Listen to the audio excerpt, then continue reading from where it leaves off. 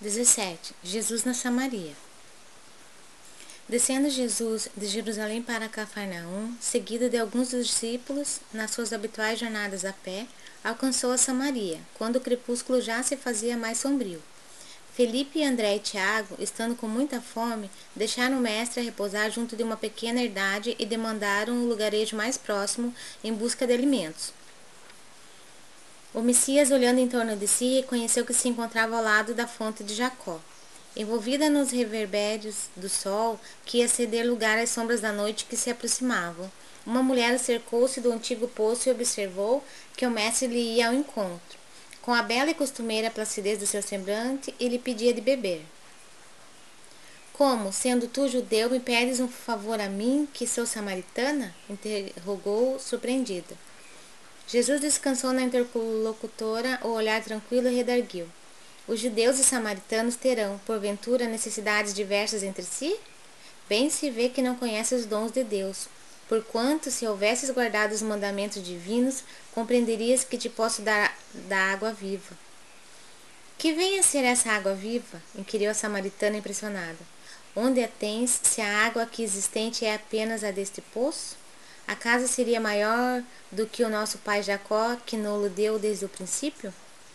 Mulher, a água viva é aquela que sacia toda a sede, vem do amor infinito de Deus e santifica as criaturas. E envolvendo a samaritana no doce magnetismo de seu olhar, continuou. Este poço de Jacó secará um dia.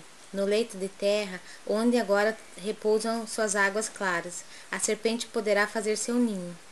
Não sentes a verdade de minhas afirmativas, ante a tua sede de todos os dias? Não obstante levares cheio o cântaro, voltará logo mais ao poço, com uma nova sede.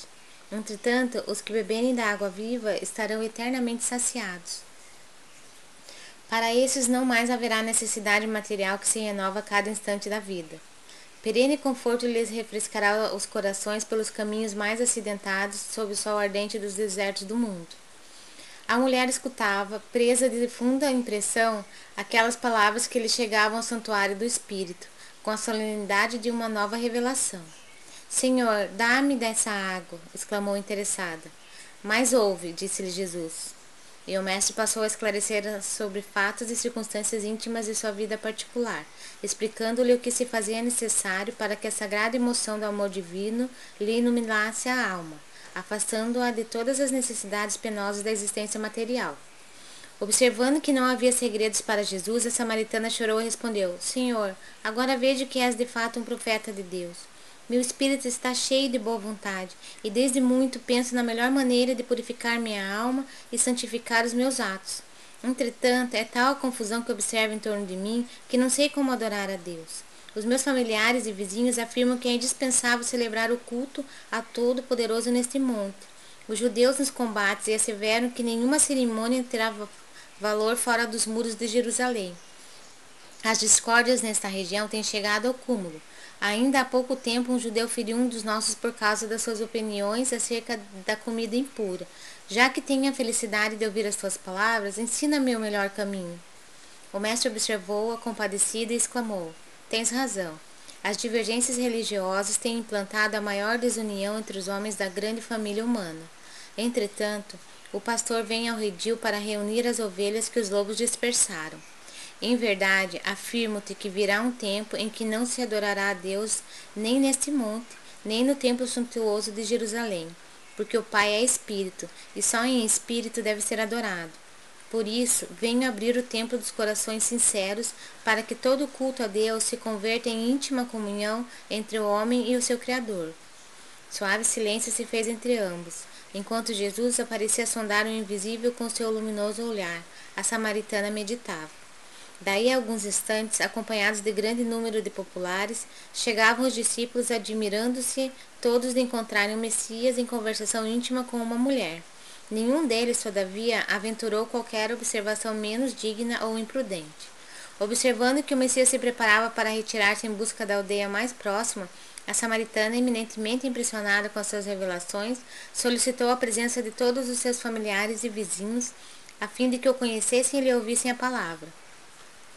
Tiago e André haviam trazido pão e algumas frutas e insistiam com Jesus para que se alimentasse. O mestre, porém, aproveitou um instante para mais uma vez ensinar o caminho do reino, com as suas palavras amigas, compondo parábolas singelas. Muita gente se aglomerara para ouvi-lo. Eram viajantes que demandavam regiões diferentes, a par de grande grupo de samaritanos de opiniões exaltadas. A enorme assembleia se pôs a caminho, mas o Messias continuou espalhando as suas promessas de esperança e de consolação. Nesse ínterim, Filipe consultou os companheiros e, aproximando-se de Jesus, rogou-lhe carinhosamente: Mestre, por favor, aceitai um pouco de pão. É indispensável cuidardes do sustento. Descansai e comei. Não te preocupes, Filipe, disse o Messias com reconhecimento. Não tenho fome. Aliás, recebo um alimento que talvez os meus próprios discípulos ainda não puderam conhecer.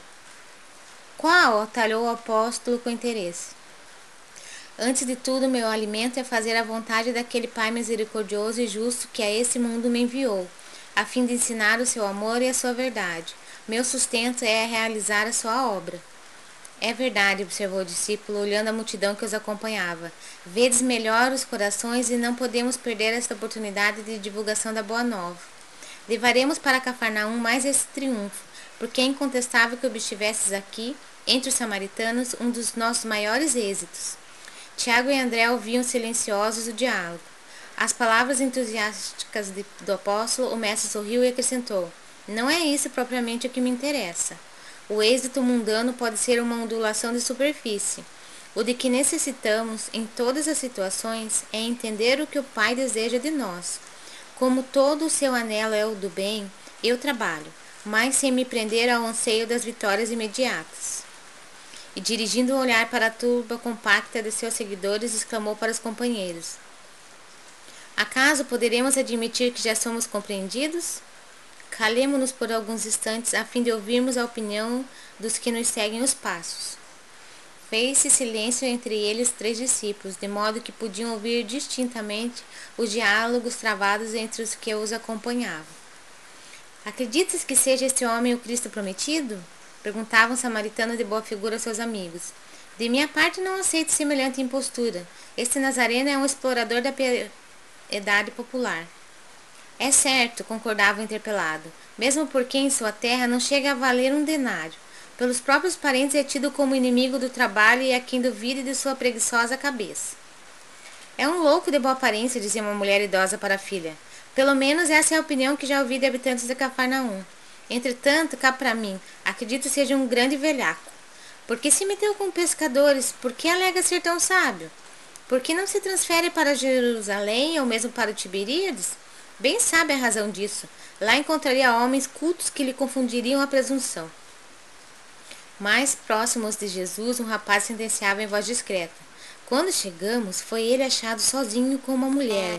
Que te parece essa circunstância? Perguntava um companheiro de caminhada.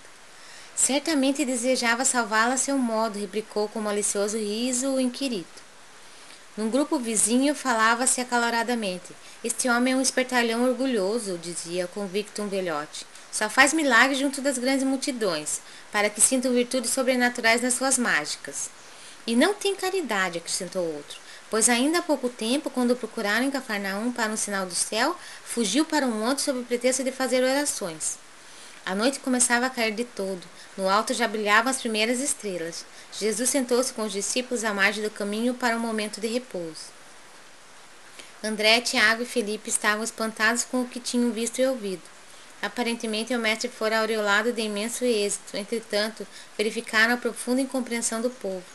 Foi então que Jesus, com a serenidade de todos os instantes, os esclareceu, cheio da sua bondade imperturbável. Não vos admireis da lição deste dia. Quando veio, o Batista procurou o deserto, nutrindo-se de mel selvagem. Os homens alegaram que em sua companhia estava o espírito de Satanás. A mim, pelo motivo de participar das alegrias do Evangelho, chamam-me glutão e beberrão. Esta é a imagem do campo onde temos de operar. Por toda parte encontraremos samaritanos discutidores, atentos aos êxitos e referências do mundo. Observai a estrada para não cairdes, porque o discípulo do Evangelho não se pode preocupar senão com a vontade de Deus, com o seu trabalho sob as vistas do Pai e com a aprovação de sua consciência.